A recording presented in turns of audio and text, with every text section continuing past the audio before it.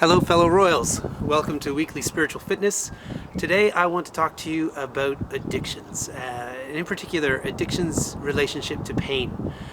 My favorite writer on addictions is CFMAP. He's a Vancouver-based practitioner who works with people in downtown Vancouver. So he sees all kinds of people with addictions, and he says with 100% accuracy, our addictions are all related to our pain.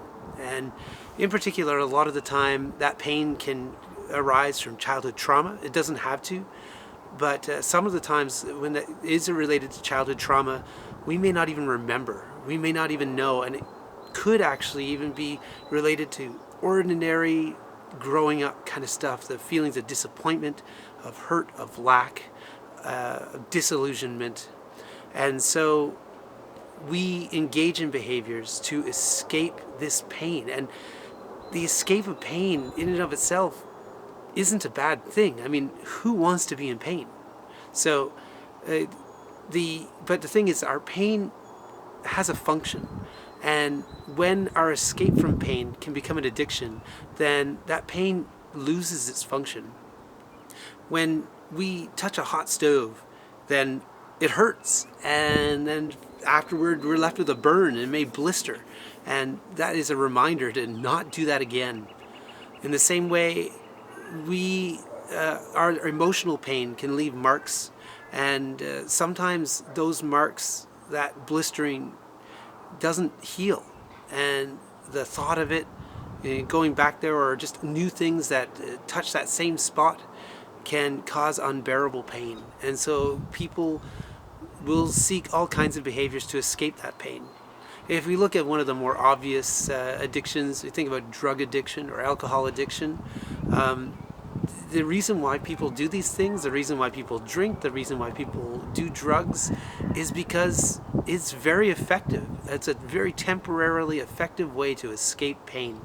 And so you think, you take the drug, you feel better, and then of course then the drug wears off and you feel worse, so you have to take it again. You don't feel quite as good, or you have to take more of the drug to feel the same way. And then eventually, in order for our brain to release the dopamines that it needs, for the dopamines to not be inhibited, we need to take the drug. Then it becomes a need. It no longer becomes, it's no longer a desire. It becomes a physiological need, a disease. And so one of the things that CFMAP says, in order for us to escape addictions, is that we need to honor our pain. We need to value it. So in this time of social distancing, physical distancing, I think this is a really good time for us to stop and think about our pain. Now, one of the reasons I wanted to talk to you about addictions is because one of the members of our unit said that this would be a good talk to have. But in saying that, I also noticed over the last number of weekends, I've drank every weekend, and I didn't even notice it until I really sat down to make this video. I think that in this extraordinary time, we will turn to things that work to make us feel better. We just need to make sure that we're in control of them, that they're not in control of us. And we also need to learn to honor and value our pain, so that we don't do the thing that causes it, that we don't become the person that pain seems to possibly make us want to become, that we learn from it, that we can better ourselves from it. If we learn to honor and value our pain, then it can actually become a tremendous force of good in our lives. The question is, how do we get there? Well, the first step is to look at ourselves, to look deep inside ourselves, and to find a way to honor all of our past, the things that have made us who we are, that's brought us to where we are today. And that's good and it's bad. So we need to learn to see the things that have been good for us, and that we put more value on those things, and that we celebrate those things. And in the things that have been bad, the things that have caused us to do things that we don't like, that we realize what they are and that we make that concerted effort to change. And if we are addicted, then all of a sudden that change will require outside help. It will require us to seek outside help. Now, I don't know why, and researchers don't know why some people are addicted to some things and others aren't. Some people are addicted to shopping, others aren't. Some people become addicted to sex, others aren't. Some people are addicted to video games, others aren't. For some people, these escapes or these good things do not in and of themselves become an addictive behavior, but for others they do. And so I don't know why that is, but what I do know is that when we find ourselves unable to control our desire, unable to control the way that we choose to manage and escape pain, then we have a problem and we need help.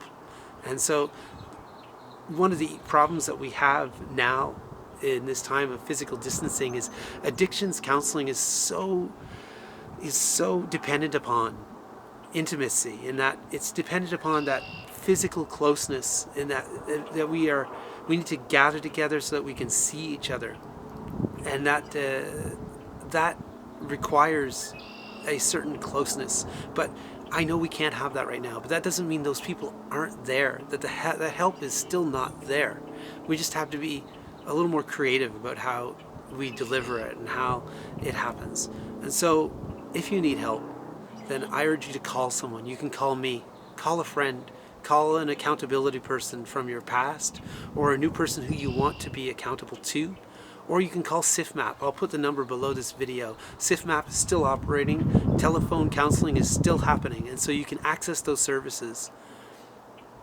However, I want us all, regardless of what we may be addicted to or what ways that we escape our pain, to take this time of physical distancing to take account, to look deep inside ourselves, and to honor our pain, and to forgive ourselves. Because forgiveness is that strong foundation on which you can build the house of the future that the winds of pain, of hurt, of suffering, of disappointment cannot shake. So start with forgiving yourself, and if you mess up tomorrow, then start again, because you need to. We need to forgive ourselves the ways that we have acted out of our pain, our hurt, our disillusionment, so that we can together, when this whole thing moves on to our new normal, build the world that we all want together. So take care, my fellow royals, and pro patria, be well.